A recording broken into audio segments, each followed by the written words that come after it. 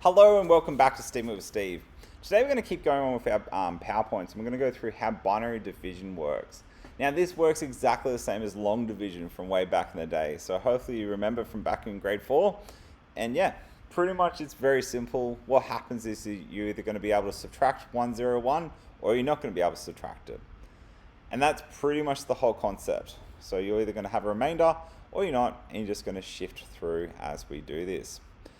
So why do we need binary division in our lives? Well, it's useful for our encryption. So when we're transferring information, the divider is also known as a cipher, and that can manipulate ways that people encode or encrypt your text. So here's a key, which would be the thing that's used as division. You change that into ASCII down into binary, and then reverse. So we do a conversion by dividing it by 4, which would be the cipher. And what happens is you either keep the character that's passed through, or you have a remainder which then encrypts your text. This is what we also know as a cipher when we do network security, which is kind of cool. So how do we divide? Well, when you're dividing, you're breaking the item up into groups with the divisor. So for example, 12 divided by 2, if we had 12 Ninja Turtles and you wanted to break them up into groups of 2, you would have those 6 separate groups all bound together. So what we're doing when we're dividing is we're sharing or breaking apart into groups. That's another way of thinking about it. So that obviously equals 6. So how do we do long division? Hopefully it's not too long, but it's pretty easy. Basically we look at how many 5s go into that number, and you've got to remember your 5 times tables. So that's probably the easiest way. So if you know your divisor times tables, it becomes ridiculously easy, which is why your maths teachers force you to learn all these guys off by heart. So the first step is you look at the 5 and then how many of those go into 6. Well, you try and do it. Well, it does. So one lot of them does go into it, and you can read that off the table if you're stuck. And then one lot of 5 is equal to 5. So you put that down. If it's not possible, then you go to the next number and group those two together, and then take that away. So 6 take away 5 leaves you with 1 underneath. And then we bring down the next number. So we bring the 7 down. So the 7 comes down to there. And then we go, how many 5s go into 17? Well, that's 15. So we can do 5 times 3, so 3 up the top. Put the 15 underneath, subtract it. So 17 take away 15 leaves you with 2. Bring down the 2. So that 2 comes all the way down. How many 5s go into 22 is 4. So 5 times 4 gives you 20. Subtract that, you're left with a 2. Bring the 5 down, all the way down. And then how many 5s go into 25 is 5. 25 take away 5, 25 leaves you with 0. How cool is that? So have a go now. There's the steps. I'm going to give you a number. Pause the video, see how you go. So just handwrite it. Cool. So hopefully what you found, wrote out your 3 times tables if you're struggling, which is fine. So all the way up to 10. Now we go, how many 3s go into 1? Now that doesn't work. So we actually put a 0, and then we go to the next column across. So how many 3s go into 10 is 3. So 3 times 3 gives us a 9. 10 take away 9 leaves us with 1. Then we bring down the 4. So that 4 slides all the way down. How many 3s go into 14? Well, that's 12. So 3 times 4. So put a 4 up the top. 3 times 4 is 12, so we write that underneath. Subtract that multiple. So everything in the blue is your times table answers, and hopefully you've seen that they're color coordinated there. So 14 take away 12 leaves you with 2. Then we bring down the 4. How many 3s go into that 24? Gives you 8. And then 24 take away 24 leaves you with 0. Cool, so how do we long divide? Have another go, pause the video and see what you can do.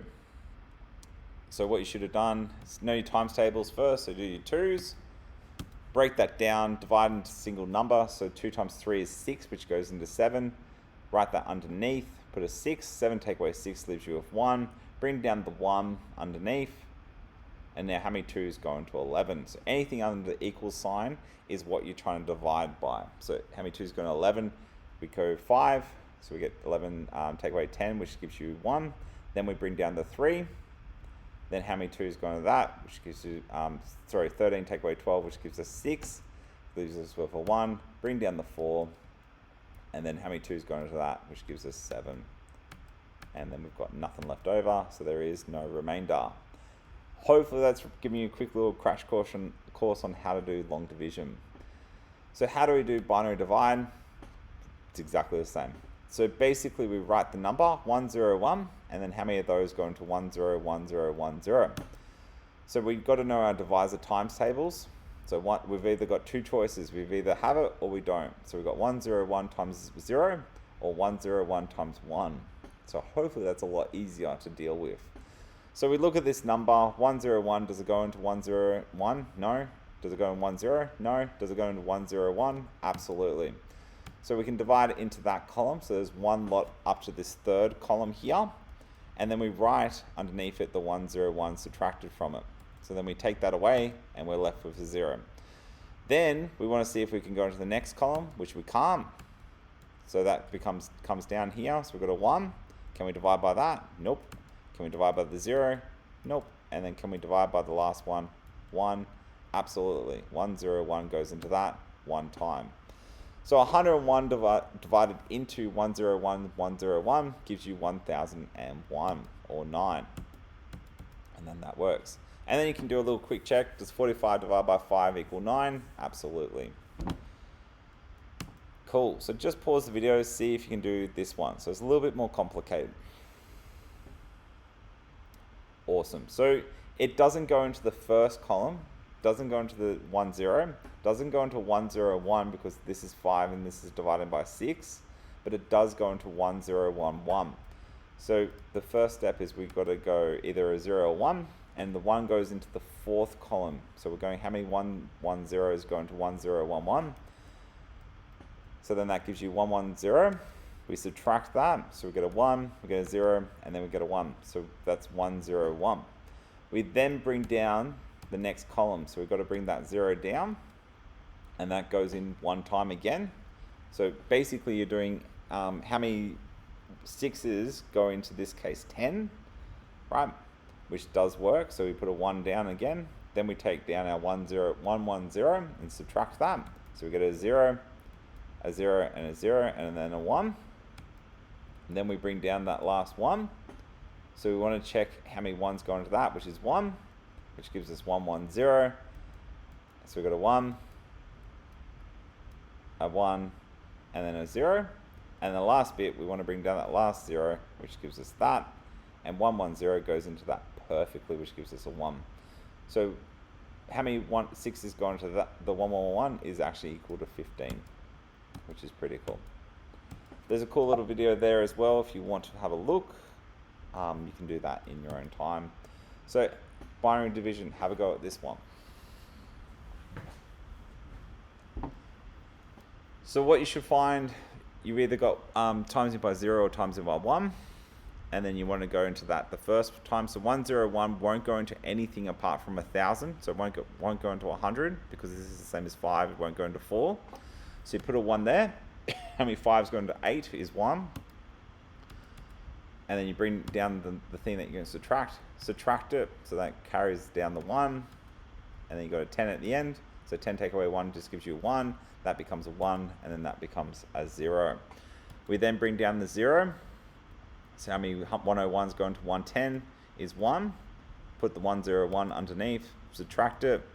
Take that out. You got a 10, a 1, and then 0. Bring down the 0. Bring down the 1. And then how many goes into that is 0. And you get 1, 1, 0, 1. Cool.